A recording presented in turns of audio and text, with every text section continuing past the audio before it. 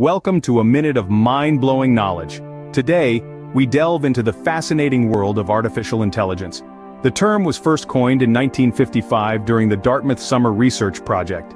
Today, AI is ubiquitous, deeply embedded in our smartphones, voice assistants, recommendation systems, and even medical imaging analysis.